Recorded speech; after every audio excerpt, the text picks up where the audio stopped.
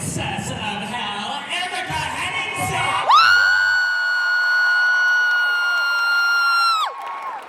And her beloved girlfriend/protector, Stephanie Beatriz!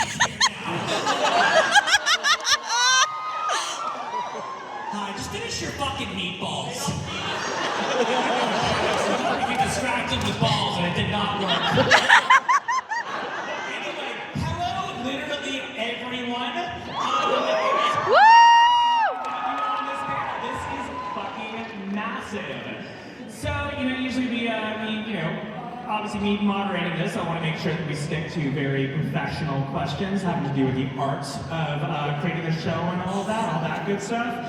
So we are going to start with this. Hello there.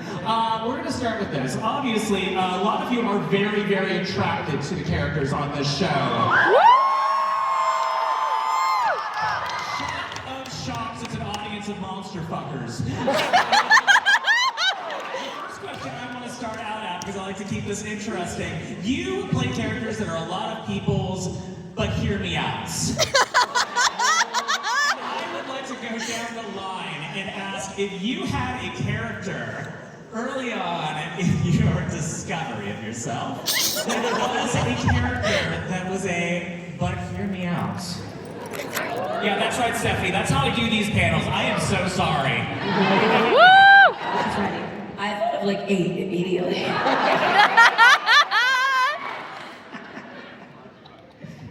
Sam, hear me out. Character. Oh God. Yeah. Ooh, why did we start with me?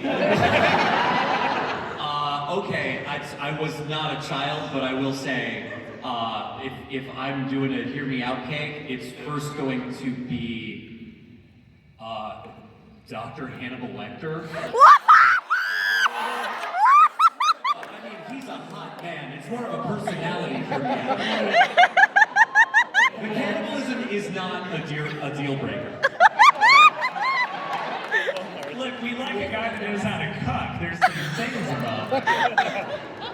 I'm gonna go, hear me out, Jesus Christ. Hear me out.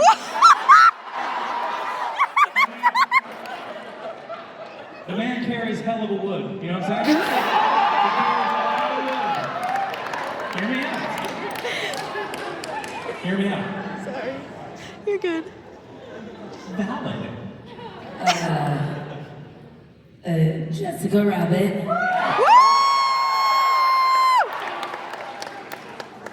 Self-explanatory.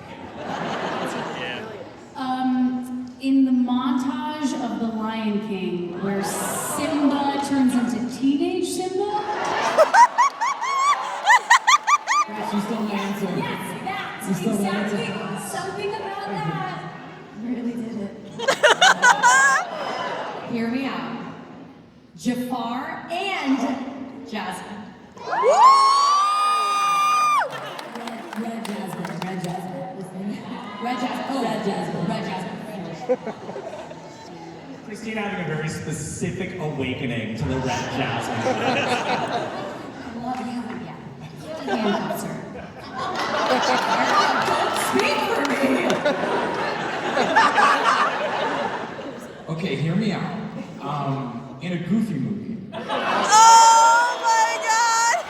There's the other guy who's into Roxanne, who tries to invite Roxanne to the dance. He's just like, Bradley Uppercrust. You gotta play. Dude, I was saying the same thing. Why would, okay, I think in general, the character designs of that, everyone's just like very hot.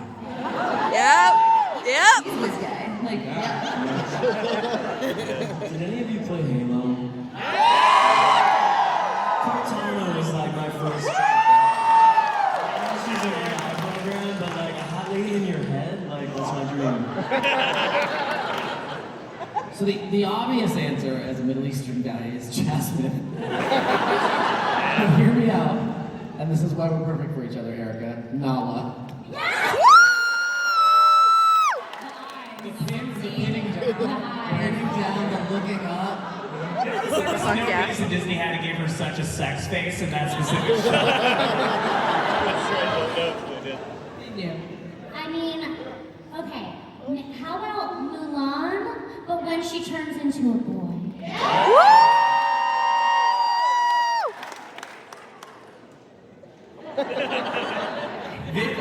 Yours is quite possibly going to be the most telling thing in the Hellaverse. Mine is obvious. It's like I will buy everything with this character on it. Jack Skellington.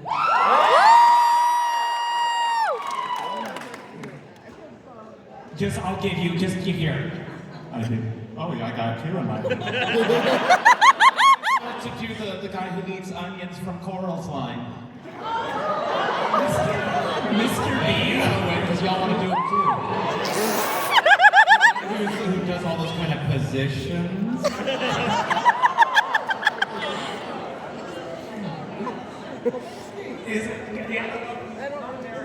He's not American. No. He's various Middle Eastern European of some sort. He's Russian, but I can tell him where to sit still. This is for Erika and Stephanie because I so rarely get you together at these things. I adore you two together, and I adore Charlie and Vaggie together, and I know you both do as well. I would love you to describe the perfect date night. Vaggie. You do yours and then I'll do mine. I think the perfect date night is for Charlie. Is she's planned like 7 activities. And Vaggie does all of them. He doesn't complain, except maybe till activity number 7. And then it ends with 7 more nighttime activities.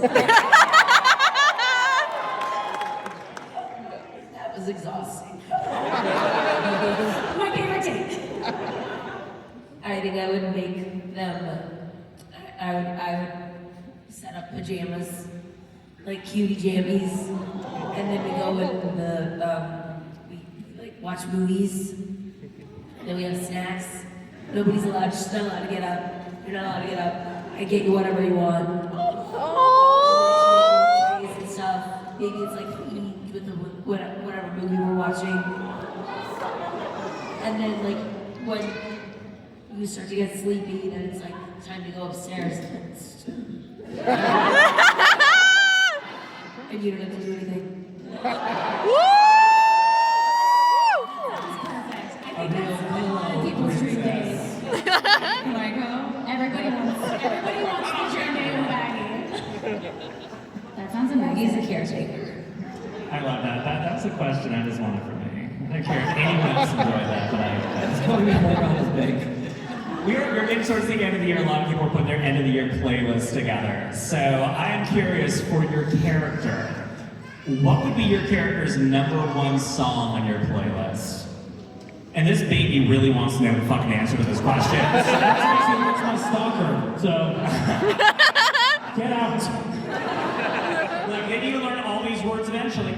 Alex, for both Sir Penches and Adam, do you know what would be the #1 song on their playlist? Teenage Dream for the Penches. And Edelweiss for Adam. Edelweiss! I'm done. Fantastic. Stephanie. Song from the world? world? Well, no, this is not for the world, just on her playlist in general. If she had any song at the top of her playlist this year, what would it be? Oh, this year! Yes. I mean, I think she really likes Chapel Roan. That's just what I like too, and we have a lot of comments, so... I mean, I feel like Cherry Bombs has to be Cherry Bombs. I want to sing one day as Cherry Bomb. Could you imagine such a thing? God, a song for Valentino? Yeah, it has to be a song by Kim Petras. Probably Coconuts. But also just the whole album Slut Pop. Look, you might be problematic about a lot of things, but not music taste. It'd have to be Britney Spears, baby. I'm thinking like Toxic, definitely. I mean, that was the reference song for Angel, and it's just perfect. Like, yeah. Baby, can't you see? Go on. I would say Queen's I Want It All. Do y'all know Ashnika? Yeah! I feel like Nifty would be like weed killer, but it would be love killer. I love you even more now, Kimico, Jesus. I got big tits and I cannot lie. There's something about with tits in it. Anything like the song with tits or cocaine. Or news. Are there any good news songs? Good news songs. Okay, I've given you all this line for fucking questions is longer than I'm comfortable. And we're gonna get through every single one of them. This is perfect. We're gonna get through these fast. We're gonna start with, I believe that is Minzy right there. We're gonna start with whoever's in the top hat right there. Hello. We want to get through these fast too, so I hate to rush people along. We have a lot of people, so we just want to get through them very fast. Greg's being a jerk right now. Sorry. Are there any design specifics that are consistent among sinners? Like, do all overdose deaths sinners have one black eye? Ooh. Yeah. Design elements for sinners. I've been asked this a couple times today. There's no rule for sinners other than to be fun and creative. They're kind of limitless, and the design elements. I mean, there are definitely some traits that we kind of internally give to certain characters that represent certain things, but I don't really want to reveal those things. You know what I mean? I feel like that's kind of something for the kind of more the production crew, and like if you guys pick up on it, you pick up on it. If you don't, you don't. But it doesn't also lock us into something, you know. If we go, all of them are this way, we do it this. Then if one's different, because we want it to be different, we do hey. So it's for us, you know. But if you see something, you guys can theorize about whatever you want. Woo! Thank you so much. Hello. Hello. First up, I want to say the signers have been delightful. Yes. Whoa! This question is mainly for Erika, but I would also like Blake and anyone else if they think their character would have a reaction. But me first, Blake. Yeah, I'm when Bethany Ghostfucker dies and ends up in the hotel, what will your guys' reaction to the song Ghostfucker be? Do you think Maggie has shown it to Charlie? And I think she'll be like, I know who you are, but I shouldn't. I want that bitch to be my best friend. I will just say, I have seen somebody animate Charlie saying the Bethany Ghostfucker line. Yeah. I love that so much. Hi, it's really cool to see you all like together for once. There's a lot of them. My question was mainly for Vivienne. I noticed there's a lot of bugs in the hotel. Like a lot of the sinners are based off of animals and everything, but like there's more bugs than like living critters. Do you just like bugs? Are you saying I'm not doing my job? Like, do you mean like literal like cockroaches and everything running around, or do you mean the character design? Angel does Nifty, like there's so many characters based around bugs, but like not a lot of animals in comparison. I mean, I feel like, I like bugs. Funny enough, I'm terrified of bugs, most bugs. But I think they are very cool, so I admire them, and I think that design-wise, there's a lot of potential. I mean, like, even just using Angel as an example, I mean, technically he's an arachnid, so he's not a bug, but I hate them. I hate them. They are horrible creatures, and if one gets near me, if it's small enough, it'll live. If it's big enough, it's dead. But I think they are awesome looking. I think they're cool. I think their function in the world is amazing. So I think like with designing characters, I try to use that. Like I'm like, oh, I love spider. Like I appreciate spiders. I'm gonna, base it. And Angel and Val specifically were kind of a direct concept because it was like I liked the idea of the prey insect being the more powerful in the relationship, or the more dominant. And as a spider normally would be. Yes. I was 15 years old when I found out. So there's things like that. And then with Nifty, her design is bug-like for a couple reasons, but I also, she's based around the 50s, and I also, do you remember the song, like, One-Eyed, One-Horn Flying People? She's got a vague, inspiration from that, too. So it's not just a bug. She's got like a little alien, like all these little themes going on from the 50s. So I don't know, to answer the question, I love animals, but I also feel like there's more diversity as well. A lot of them are objects too. Like a lot of the centers are objects and critters and just monster-y looking things. And to me, animals don't immediately equate to monster unless you're like a werewolf or something. So I feel like it's easier to go elsewhere other than animals. But there are animals too, like huskies there. So he represents. Thank you so much. That was not a specific call out to Nifty. Like, there seems to be a lot of bugs around the hotel. Doing a good job. She's doing a good job cleaning it up. You're doing great. Charlie. Hi, you guys.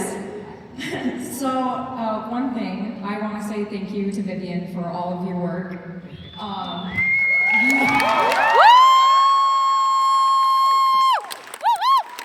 Your characters have really touched my heart, and during COVID, the pilot would be my, go-to thing to watch because it was hard. It was really hard. COVID was really hard for me.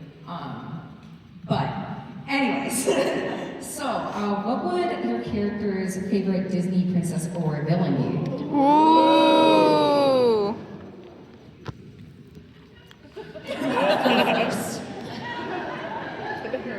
My favorite heroine would be me.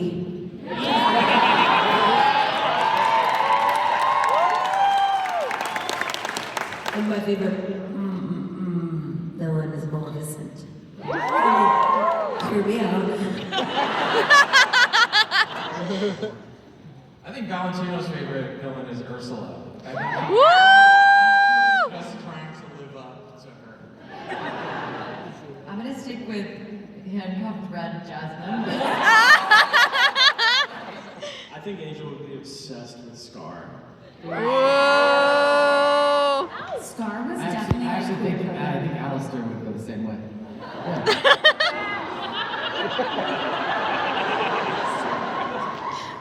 And I think Nifty would too.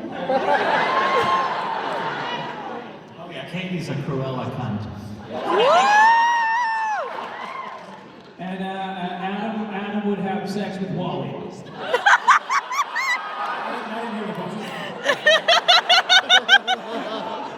Thank you so much. Good on. Thank you guys so much again. I love you guys. Next in that sexy Adam shirts. Very much. My name is Kay, and I am a public librarian in Iowa. So, okay. Content that you've created. And I am very curious, if there's like an archetype or a antagonist in the show that may come up in the Hellaverse somewhere around book banning or censorship as kind of I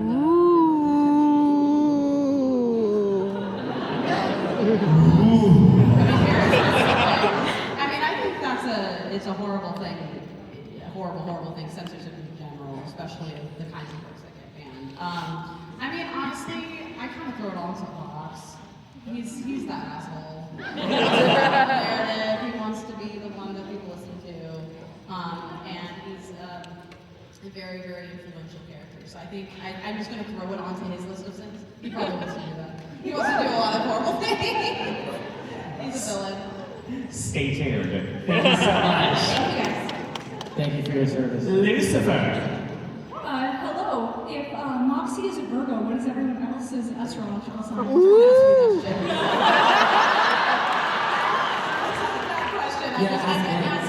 Angel Dust is in Aries. Angel's the only one who has a birthday that I will accept because I came up with it like a couple years ago. I was like, Angel's birthday is April 1st, and then Angel's birthday is today, and I was like, oh.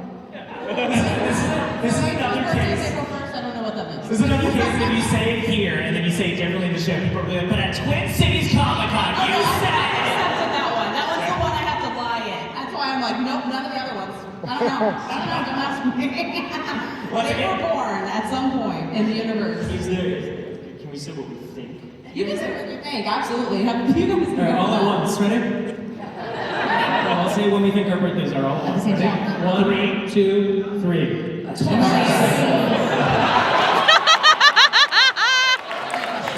Thank you, Lucifer. Next up, we have Nifty. I was wondering what your guys' favorite character's favorite roller coasters would be.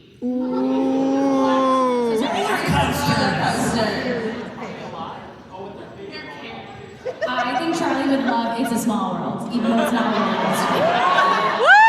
Let's give Charlie that she considers that a roller coaster.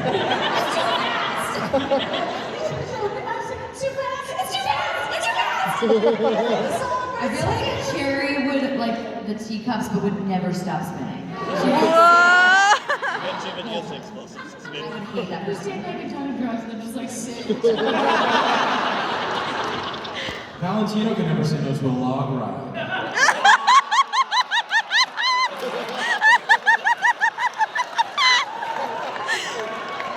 Look, unless someone has something better than that, we'll move on to the next question. And good to know that nobody knows what a roller coaster is. Next question. Hello. Hi, I'm sure you guys probably get this question a lot. Hey, into the mic. Hi, I'm sure you guys probably get this question a lot, but it's my first convention, so I'm going to ask it anyways. What has been the most challenging part of playing your characters? Ooh. I'm happy to pretend I have these giant D's on my chest. She's breaking the news and breaking those bust sizes. Weight breaking. I can answer quickly. My hardest part is warming up to do any voice, because all the voices I do are loud and gross. I have a question for you, Alex. Who do you do first, Sir Pentious or Abba? Oh, when we record, I do, I think I do Pentious first. I do anything Pentious is first, because then I get back to the normal voice and it's a little easier because it's already warmed up high. So I'm already doing kind of the chainsaw, whatever you want to call it, up top. And then I can do more Adam-y kind of stuff at any time. So I think we try to knock it out first. I tend to dry out, especially if we're singing like Fizz or Pentious, and I will dry out quicker. Do you record Hellava and Hazbin in the same session sometimes? We've done that once. No, I won't. No, I don't think they're usually pretty separate. But They're separate. Sometimes they'll be within a reasonable time. Yeah, we'll take a break. I'll take off the thing. I'll put on the other. But yeah, that's the hardest for me is just not fucking my voice up. Yeah. I think the hardest for me is because we do the Angel Dust lines and then we oftentimes like go back and then do Egg Boy lines, and sometimes it just flips my brain a little bit from going like to, hey Toots to like okay boss. Wait, can you say we have names? I have to hear. What'd you say? We have names? Thank you, that was for me. The hardest thing is, well, Richard Horvitz, who's our voice coach, voice director, has to tell me all the time, he's like, I think you're gonna pass out. So you need to breathe. Because everything Charlie does is really fast paced and like high energy, and sometimes my shoulders get up here. And I think we've had some sessions where it's like, girl, your face is turning red. You need to breathe. So that's the hard part, but it's so fun. Thank you. Anybody else? We good? We're going on to the next one. Alex is telling me to continue onward. So next, Lucifer. First off, I would like to just thank Vivienne for creating what I definitely want my afterlife to be like. And secondly, I hope this isn't a spoilery question, but can you explain what it is Lucifer's obsession with rubber ducks? Because I've had a headcanon that it's like he sees himself as an ugly duckling and tries to make a perfect duck. See, that's great. I mean, if there, like, my diplomatic answer is always, I can't say anything specific because you might see it in the show. So I'm just gonna say that. But I will say that, you know, it's very cute. It was also partially for fun. Like, it was partially, we knew he had to be obsessed with something and fill his room with, like, you know, creative, you know, fun, like, toys and trinkets and stuff. And one of my dear friends, Sam Miller, who's the art director, was like, what if we just fill it with rubber ducks? And I was like, yes. Yes. So, Do you think that the sale of rubber ducks has gone through the roof since Hazbin Hotel? Yeah. They must be like the rubber duck weird. Yes. Especially when one shows up at our tables. If you give me a rubber duck, I'm chucking it directly at Amir. There's one vendor who sells like packages of like hundreds of tiny ducks who woke up one day like, what the fuck is happening? Rubber duck again, feeling gratitude. Thank you. Hi, thank you all just for the amazing work you do. Love both shows, just phenomenal. My question is for Erika and Sam. For Charlie and Lucifer's song, more than anything, what was that experience for you both? Well, the first challenge of that song is it's wildly rangy, and I remember us for season 1 really going back and forth. I think we changed the key of that song like 4 or 5 different times because it really is like it runs a very, very wide range. And then I you know, it's also it was kind of a sleeper for me in that I wasn't thinking that it would have the massive kind of response that it had after the show came out.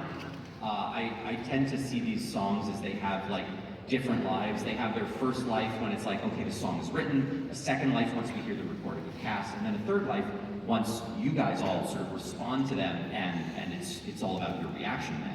And as I've said to a couple of people at the table today, the reaction that I've gotten for more than anything was a lot of people being like, wow, you have some unresolved dad stuff. Truly, we all do. And it's funny because I honestly feel like I had not put that together. Everyone started saying it to me. So I feel like that is very much my experience with more than anything.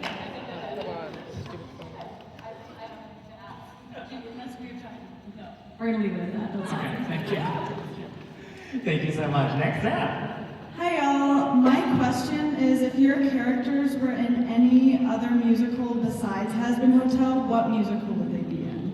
Ooh. Beetlejuice. Beetlejuice.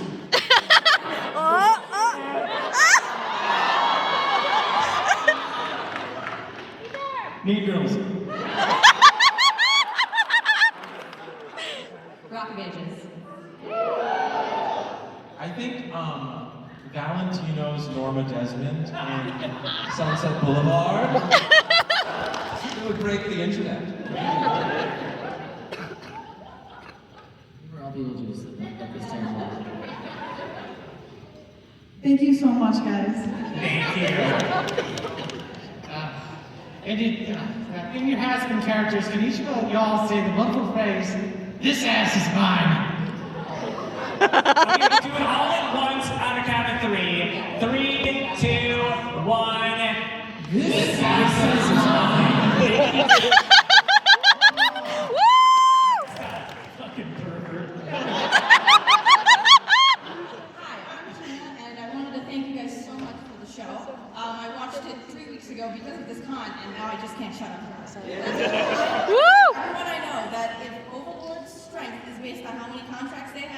That means that Overlord is solar powered.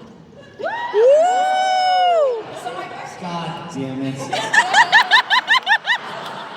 my question is, what is your favorite little detail about the Hellaverse that you're absolutely obsessed with? What's your favorite like detail about the Hellaverse? Any detail that you like. The little things.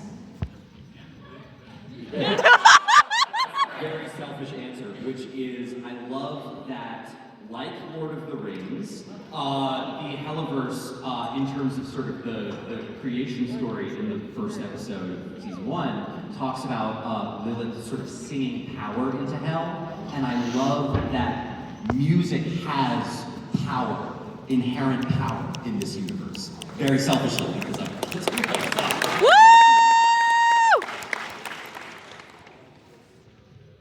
I like really a lot with the, like as far as the faceless, sort of the stuff where we're not seeing the face of Lilith is really exciting. I just think that's a really nice thing to do. I love that, like life, redemption is possible, but it's not exactly clear how it happens.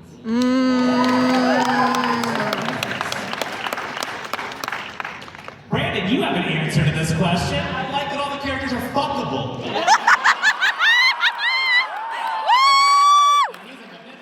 No, the characters all have holes and they all have a fucking part of each of us. Someone's watching one of us getting fucked right now. Did you know that, Stephanie? Did you know there's porn of your character?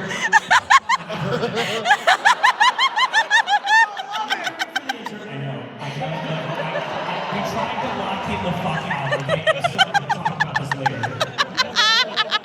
Don't talk. Okay, we're not allowed to bring up that name. Anyway, that's how to answer that question.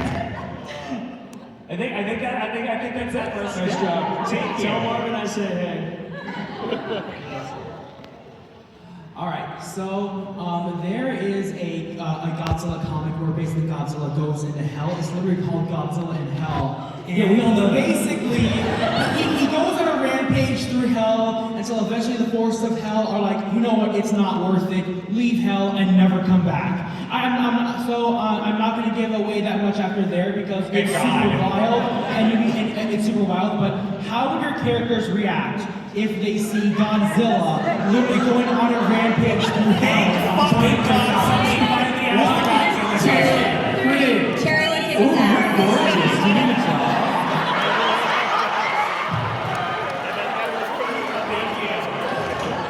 This is so not what I thought my adult life would be like. Nice job, Blackman. Thank you so much. Thank you. Next up. Good luck following up the Godzilla question. I don't really have a question, but I just wanted to say something I've written down that I wanted to say to all of you. I want to say thank you all. You take care of us, and I need you to never forget about taking care of yourselves as well. You all go out of your way to make us feel important, yet you all are important too. So never apologize for being human. You may voice, create songs, or even animate characters that come straight out of hell. But similar to what Lucifer said, more than anything, you will always be redeemable to me. So take your time and breathe. Also, Vivienne, I've known your channel since I was in middle school, and I've watched you ever since. I'm currently 22, and I can't yell loud enough. Whatever troubles you are currently going through, I know you can get through it, and that is all I can say about that. If there is at least one question I can ask all of you, it is to always ask yourselves, did I take care of myself today? Because you all matter. Woo!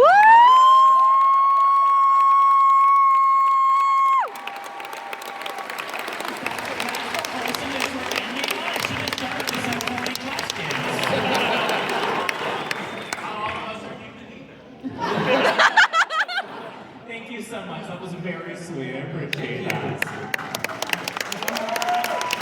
How much time do we have left here? How much time? We have time to banter? I just want to see what this word is. Asshole. We've been over this. You knew damn well what that sign was. Yes.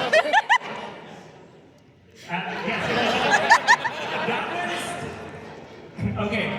It's directional. Good,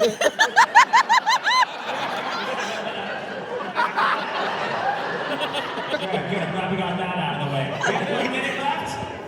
One question. Okay, one question. I just wanted to say to Alex Brightman, thank you so much yesterday for helping me with my panic attack that I was having. You got it, Wheels. Show, look at the wheels. Come forward. Yeah.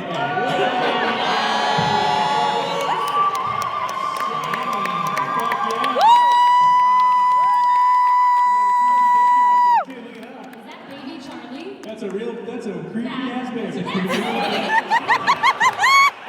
beautiful, but it's creepy. And you're welcome. And my question is, do you guys want little glow-in-the-dark duckies? All three. 1, 2, 3. Yes.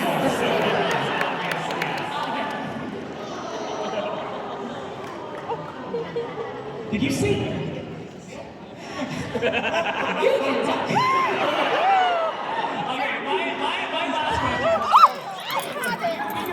Where'd it go? More so than any other fucking show that's out there that has to behave themselves. Have you felt more freedom being a part of the Hellaverse, knowing that the only person who really had to disapprove of you is Viv, who has absolutely no shame? It's been actually kind of a process for me because I don't know. Coming into this, I felt like I needed to be like very like prim and proper and like super like thoughtful about what I'm saying. But then I do a panel with Brandon.